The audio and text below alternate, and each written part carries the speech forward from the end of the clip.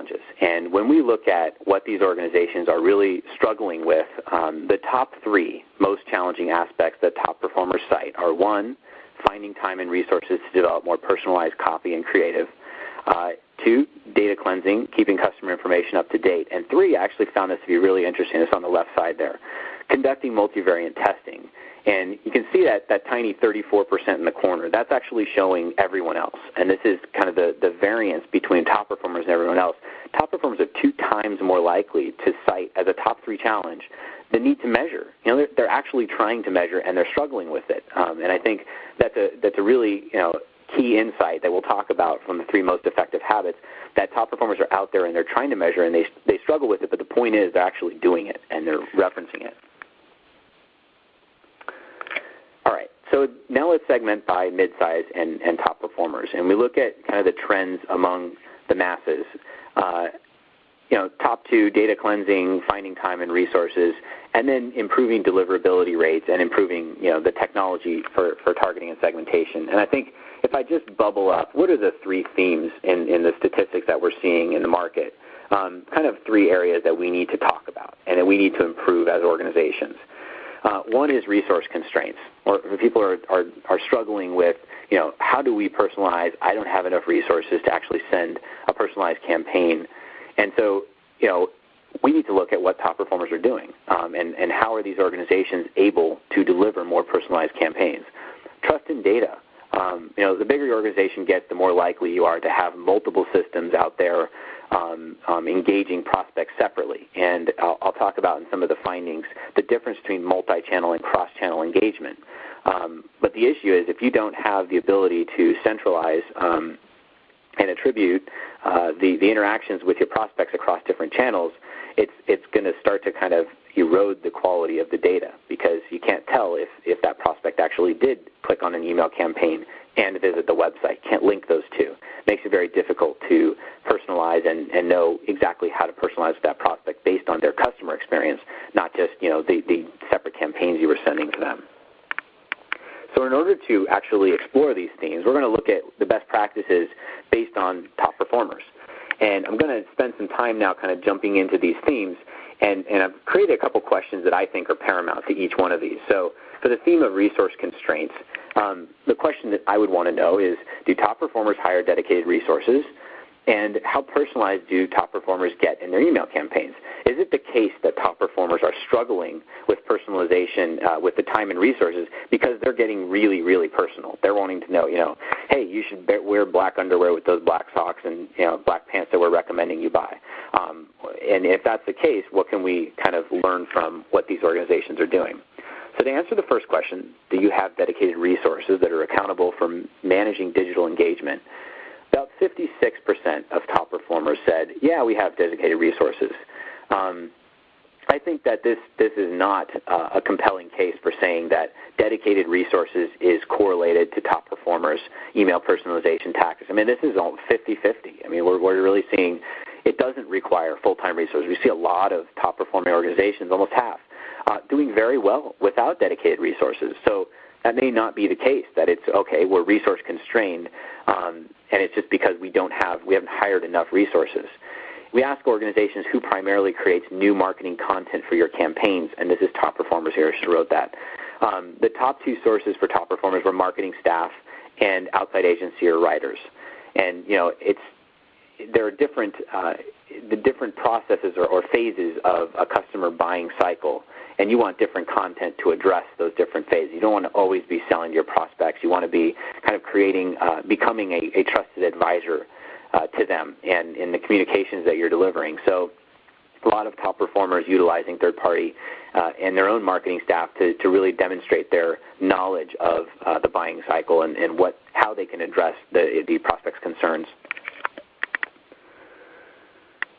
So from a top performer standpoint, how much personalization is necessary? I mean, this is actually showing the percentage of top performers using personalization tactics to personalize email campaigns. I know there's a lot to soak in here, and at the very top, this is consistent with what we saw on that last slide, saying, we're personalizing a prospect name. We're very likely to do that.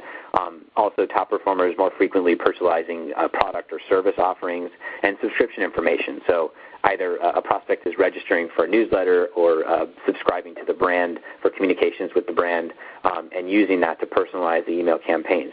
But I think that the real insight here is that in general, the most widely used tactics for top performers are not extremely granular. I mean, if we kind of cut off at the 60% mark and say, top performers are using demographic information to personalize, or maybe one or two fields from their database, most likely just one. That's what we saw. It's not as frequent to see more than one field being used. Then the takeaway then is that from an anatomy of a top performer standpoint, top performers mitigate resource capacity constraints by minimizing the amount of personalization. I mean, they're still personalizing. They're using segmentation tactics, but it's not at an extremely granular level.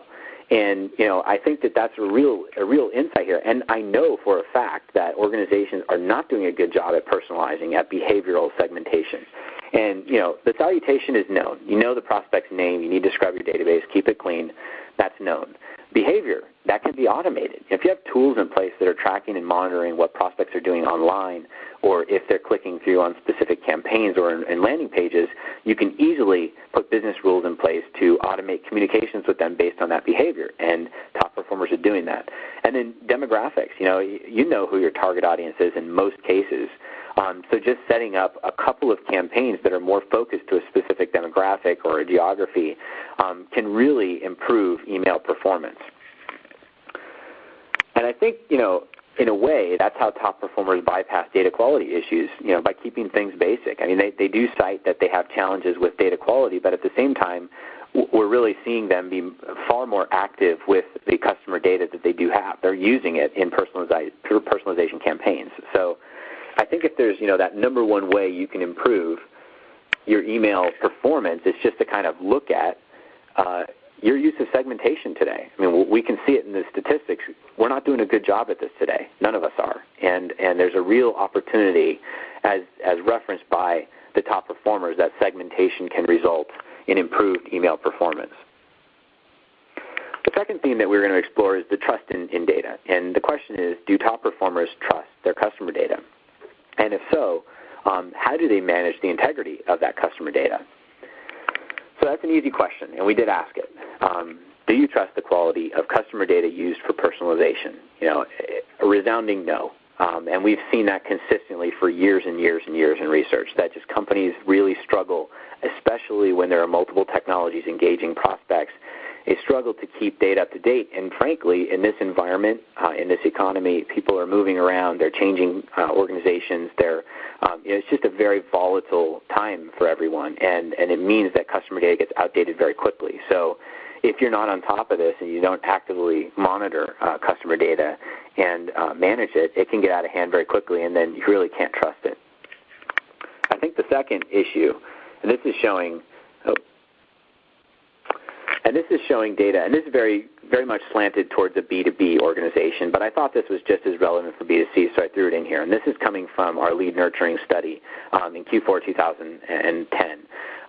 And it's just this idea that access to data is limited. And I know the print is very small, but I'll kind of give you the high level here. At the top there, we've got a ranking scale that's on the one, it's no ability to make data-driven decisions, and on the right side, it's 10, consistently making data-driven decisions with this data. And then we looked at different data that's available along a typical sales funnel. And what was very obvious from the statistics was, at the top of the funnel, organizations don't do a great job at using data to make decisions about segmentation, about behavior, about, who is the audience that we should be targeting and personalizing based on what we know from our data. And that's typically because its visibility into that data is difficult to find. And I think that's really where we talk about marketing being an art and a science. That's very much where the art comes in. It's really relying on the marketer to say, we're targeting the right people and pushing them to the top of the funnel.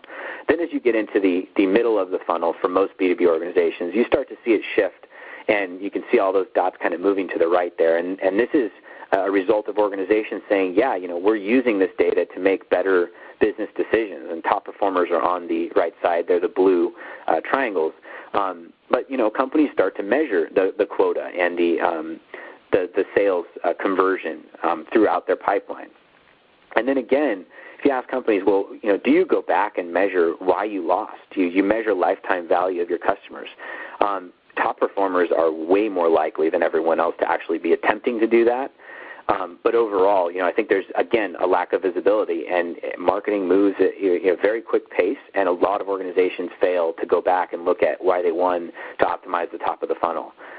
So, really what you see is there's some huge data gaps in the decisions that are being made, and this impacts your ability to personalize along the entire customer engagement. So from an insight standpoint, what is this anatomy of a top performer for trust in data? I think if you look at companies that have been using marketing automation tools for over a year, their goal and the reason that they cite investments in those kinds of tools is to link disparate channels. I mean, you want a tool. It can be an email tool that's going to link the website, that's going to link your landing pages, that's going to allow you to make actionable, dynamic communications across multiple channels. And I think you want that also to use CRM as a core system of record for marketing, or create a marketing data mart. And typically we see a lot of organizations that already have CRM in place, so that becomes a system of record for customer data. But it doesn't hurt to create a marketing data mart, to create that one source of truth for where your prospect engaged with your organization. And this bottom lightning bolt chart is talking about the most important value drivers that organizations cite as ways that they generated return on investment on email personalization initiatives. And so, these are kind of the best practices that top performers said, yeah, that had a huge impact on our ability to improve email personalization. And, the number one is to test and measure everything possible. Number two, build targeting capabilities in and around email. So, you're testing, you're measuring, you're optimizing, you're building in the ability to actually execute off of those tests and measurements.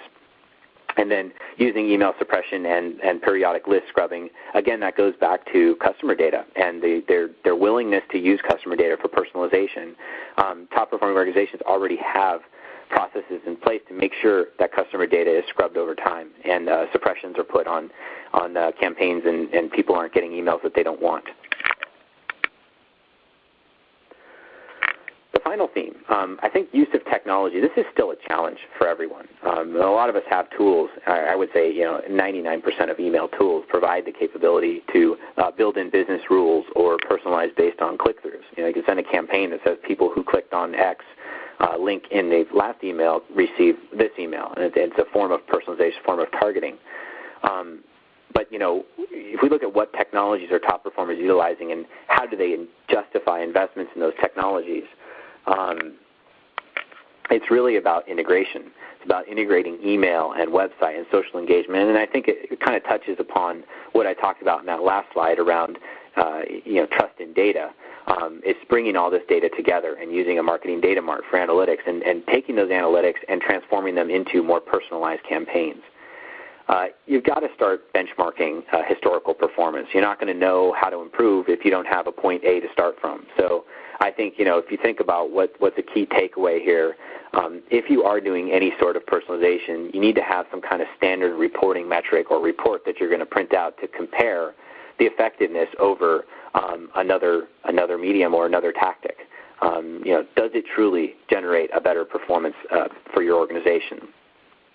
And then if we look at the most compelling reasons to implement, we ask organizations, what are the reasons you implemented an email marketing tool for personalization? And this is the top three down here. It's affordable and it fits my budget. I mean, I'm not surprised in this economy that that's what companies are looking for. Allows me to respond to market changes quickly and efficiently. And I think if we reflect off of that notion of market changes, it's the channels that people are leveraging. People are more likely to engage in social media and kind of merging those with email and making it very easy for people to share an email campaign that they like with a colleague through a friend forward or tweet about it. These are key tactics, and you've got to be very quick to react to those in the market, because the companies that get there first are typically the ones that start to generate in performance gains, and those are the top performers. I mean, they've been doing this longer in most cases. And then finally, our customers want or like us to contact them over email.